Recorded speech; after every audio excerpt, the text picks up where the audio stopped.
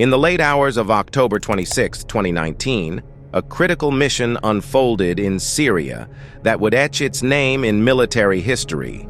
This operation, known as Operation Kayla Mueller, was more than a strategic maneuver. It was a tribute. Named in honor of Kayla Mueller, the operation saw the elite U.S. Joint Special Operations Command's Delta Force plunge deep into the heart of Idlib province, right on the fringe of Syria's border with Turkey. Their objective is to eliminate the most wanted insurgent in the world. Based on the CIA's Special Activities Center's intelligence, the raid was initiated to find ISIL's leader, Abu Bakr al-Baghdadi. And the New York Times stated that this intelligence came from capturing Abu Bakr al-Baghdadi's wife and a courier. Following this, the CIA collaborated with Iraqi and Kurdish intelligence in Iraq and Syria. Turkish officials were reportedly aware of the operation, playing a critical yet nuanced role.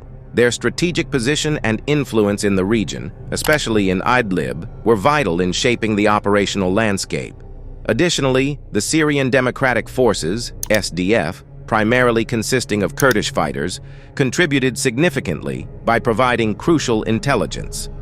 The involvement of these regional powers underscores the intricate network of alliances and interests that define the Syrian conflict. Reuters highlighted that Iraqi intelligence's arrest of several Islamic State leaders was crucial in discovering Baghdadi's whereabouts.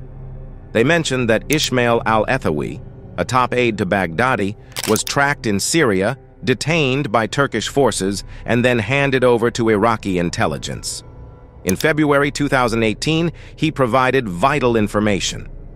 After receiving the intelligence from the Iraqis, the CIA monitored the identified location using satellites and drones. It was revealed that in 2019, a joint operation by the United States, Turkey, and Iraqi intelligence captured several high-ranking ISIL leaders. This group included 4 Iraqis and an Assyrian, who disclosed meeting locations with Baghdadi in Syria. This led to deploying more sources in these areas in coordination with the CIA. An Iraqi official noted a critical moment. Baghdadi and his family left their location for the first time on October 26, 2019. That evening, around 11:00 p.m. Syria time, U.S. President Donald Trump and key civilian and military leaders convened in the White House Situation Room.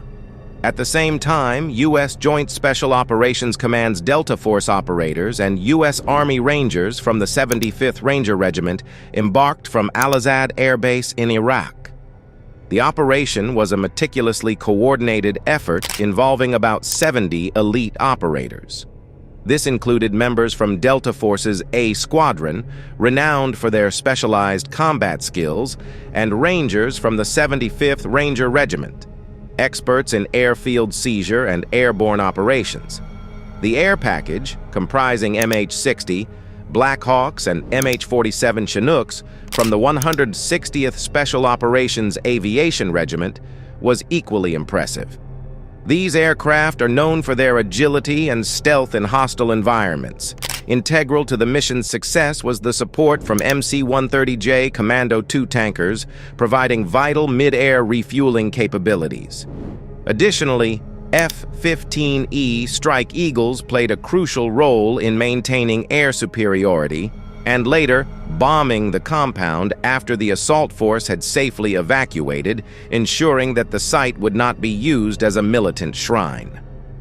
They flew in 8 U.S. military helicopters, including Boeing MH-47 Chinooks and Sikorsky MH-60 Blackhawks. Their mission was to conduct an air assault raid to kill or capture Baghdadi in an isolated compound 300 meters outside Barisha village.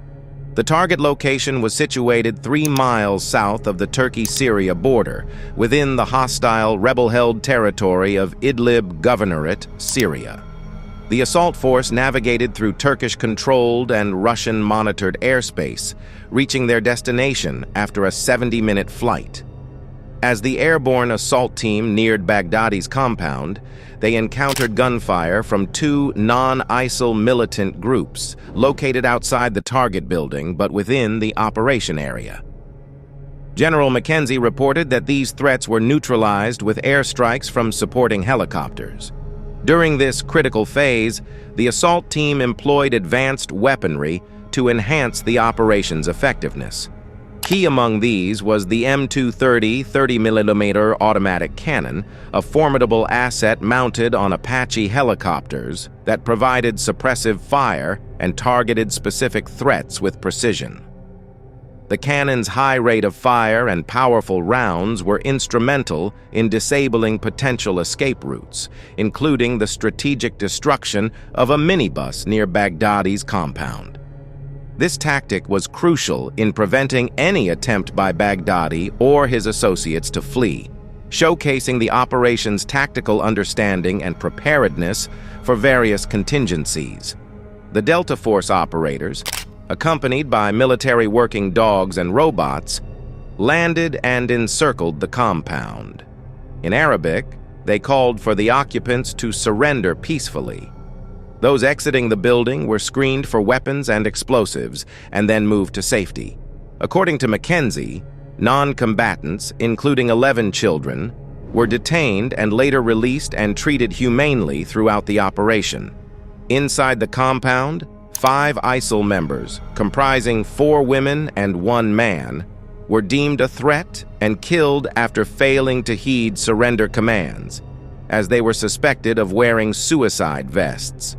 To avoid a potentially booby-trapped main entrance, the operators used explosives to breach the compound's walls. Upon entering the target building, Baghdadi fled into an underground tunnel network, carrying 2 children and wearing a suicide vest. At a tunnel dead end, a military robot designed for explosive ordnance disposal and a Belgian Malinois dog named Cannon were deployed to apprehend him. Baghdadi then detonated his vest, resulting in his and the 2 children's deaths and causing the tunnel to collapse. U.S. soldiers excavated the debris to recover parts of Baghdadi's remains. Laboratory technicians on site rapidly conducted DNA profiling and biometric tests. Within just 15 minutes of his death, Defense Intelligence Agency analysis confirmed Baghdadi's identity. The White House stated that Baghdadi's identity was verified through a mix of visual evidence and DNA tests. The swift DNA confirmation was made possible because special forces had Baghdadi's tissue samples, reportedly given voluntarily by one of his daughters. During the raid, 2 adult male captives were detained, and a significant quantity of documents and electronic devices were seized, including cell phones, laptops, and USB flash drives. According to U.S. officials, gathering this intelligence was a primary objective of the operation to understand ISIL's current leadership structure better. Just before 03:30 a.m. Syrian time, U.S. helicopters left the area, heading back to Iraq. Following their departure, the compound was obliterated by airstrikes. F-15 jets and MQ-9 Reaper drones carried out this destruction, aimed at preventing the site from becoming a shrine for sympathizers. At 09:23 p.m. Eastern Standard Time, President Trump hinted at the operation's success with a tweet stating, "Something very big has just happened." This was followed by the White House announcing a press conference for 09:00 a.m. the next day. During this briefing, 14 hours after the raid, President Trump publicly confirmed Baghdadi's death and provided a detailed account of the operation's successful execution. As the echoes of Operation Kayla Mueller fade, we're reminded of the intricate dance of geopolitics, military precision, and the relentless pursuit of justice.